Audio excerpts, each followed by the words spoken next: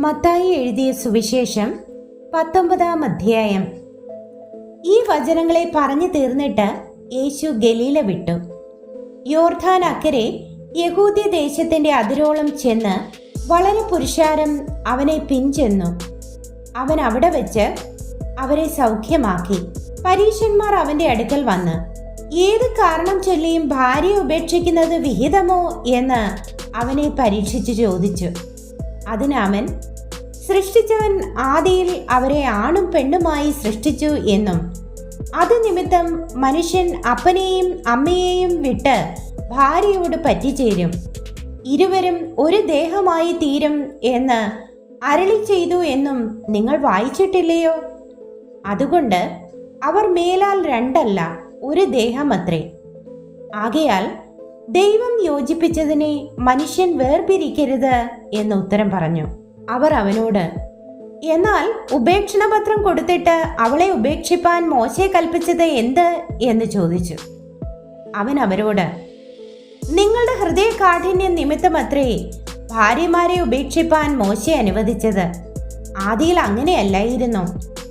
ഞാനോ നിങ്ങളോട് പറയുന്നത്, പരസംഗം നിമിത്തമല്ലാതെ ഭാര്യയെ ഉപേക്ഷിച്ച് മറ്റൊരുത്തിയെ വിവാഹം കഴിക്കുന്നവൻ വ്യഭിചാരം ചെയ്യുന്നു. ഉപേക്ഷിക്കപ്പെട്ടവളെ വിവാഹം കഴിക്കുന്നവനും വ്യഭിചാരം ചെയ്യുന്നു.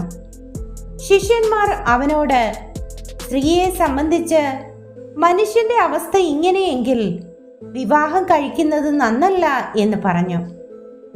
അവൻ അവരോട്, വരം ലഭിച്ചവർ അല്ലാതെ എല്ലാവരും ഈ വചനം ഗ്രഹിക്കുന്നില്ല. അമ്മയുടെ ഗർഭത്തിൽ നിന്ന് ഷണ്ണന്മാരായി ജനിച്ചവർ ഉണ്ട്. മനുഷ്യർ ഷണ്ണന്മാരാക്കിയ ഷണ്ണന്മാരുമുണ്ട്. സ്വർഗരാജ്യം നിമിത്തം തങ്ങളെ തന്നെ ഷണ്ണന്മാരാക്കിയ ഷണ്ണന്മാരുമുണ്ട്. ഗ്രഹിപ്പാൻ കഴിയുന്നവൻ ഗ്രഹിക്കട്ടെ എന്ന് പറഞ്ഞു. അവൻ കൈവച്ച് പ്രാർത്ഥിക്കേണ്ടതിന് ചിലർ ശിശുക്കളെ അവന്റെ അടുക്കൽ കൊണ്ടുവന്നു. ശിഷ്യന്മാർ അവരെ വിലക്കി.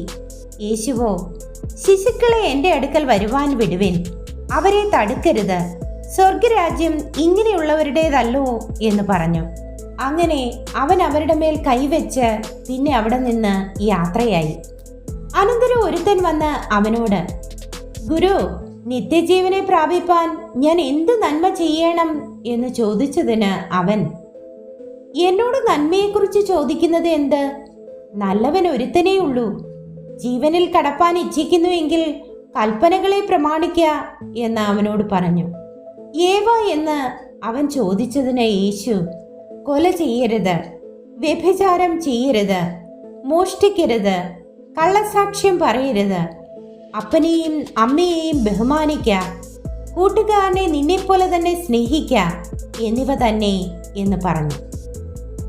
യൗവനക്കാരൻ അവനോട്, ഇവയൊക്കെയും ഞാൻ പ്രമാണിച്ചു പോരുന്നു, ഇനി കുറവുള്ളത് എന്ത് എന്ന് പറഞ്ഞു. യേശു അവനോട്, സൽഗുണപൂർണനാകുവാൻ ഇച്ഛിക്കുന്നുവെങ്കിൽ നീ ചെന്ന് നിനക്കുള്ളത് വിറ്റ് ദരിദ്രർക്ക് കൊടുക്ക, എന്നാൽ സ്വർഗത്തിൽ നിനക്ക് നിക്ഷേപം ഉണ്ടാകും. പിന്നെ വന്ന് എന്നെ അനുഗമിക്ക എന്ന് പറഞ്ഞു. യൗവനക്കാരൻ വളരെ സമ്പത്തുള്ളവനാകിയാൽ ഈ വചനം കേട്ടിട്ട് ദുഃഖിച്ച് പൊയ്ക്കളഞ്ഞു. യേശു തന്റെ ശിഷ്യന്മാരോട്, ധനവാൻ സ്വർഗരാജ്യത്തിൽ കടക്കുന്നത് പ്രയാസം തന്നെ എന്ന് ഞാൻ സത്യമായിട്ട് നിങ്ങളോട് പറയുന്നു. ധനവാൻ ദൈവരാജ്യത്തിൽ കടക്കുന്നതിനേക്കാൾ ഒട്ടകം സൂചിക്കുഴയുടെ കടക്കുന്നത് എളുപ്പം എന്നും ഞാൻ നിങ്ങളോട് പറയുന്നു എന്ന് പറഞ്ഞു. അത് കേട്ട് ശിഷ്യന്മാർ ഏറ്റവും വിസ്മയിച്ചു.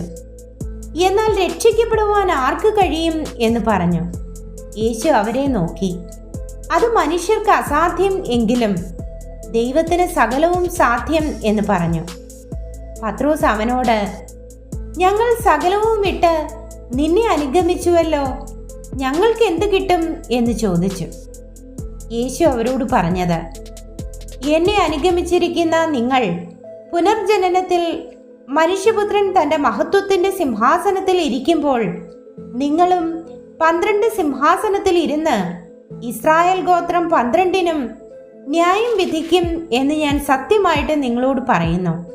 എന്റെ നാമനിമിത്തം വീടുകളെയോ സഹോദരന്മാരെയോ സഹോദരികളെയോ അപ്പനെയോ അമ്മയെയോ മക്കളെയോ നിലങ്ങളെയോ വിട്ടുകളഞ്ഞവനെ എല്ലാം 100 മടങ്ങ് ലഭിക്കും. അവൻ നിത്യജീവനെയും അവകാശമാക്കും. എങ്കിലും മുമ്പന്മാർ പലർ പിമ്പന്മാരും പിമ്പന്മാർ മുൻപന്മാരും ആകും.